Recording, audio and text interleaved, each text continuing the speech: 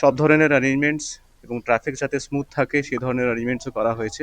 পরীক্ষা খুবই স্মুথলি চলছে আমি দেখলাম। 12ই ফেব্রুয়ারি শুরু হলো এবছরের উচ্চ মাধ্যমিক পরীক্ষা।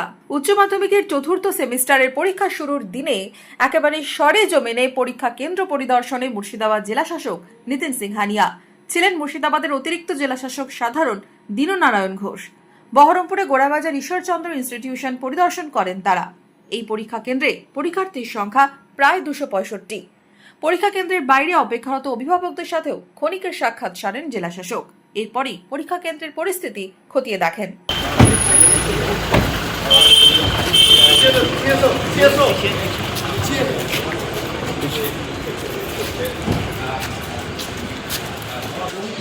আমরা জানি তো প্রচুর ছোটরা কাজ করছি। আমার নতুন ব্যাংকে হয়ে যাবে। এখানে না বাবা, এখানে।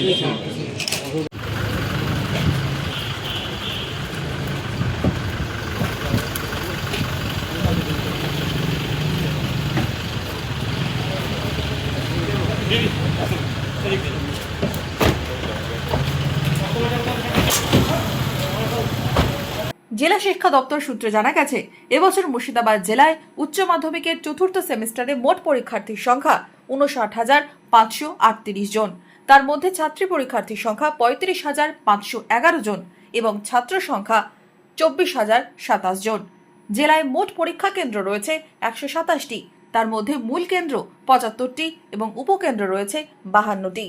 উচ্চ মাধ্যমিক পরীক্ষা নির্বিঘ্নে মেটাতে কতটা তৎপর প্রশাসন, কি কি ব্যবস্থা নেওয়া হচ্ছে, পরীক্ষা কেন্দ্র পরিদর্শনের পর কি জানালেন মুর্শিদাবাদ জেলা শাসক। পরীক্ষা শুরু হয়েছে আজ থেকে।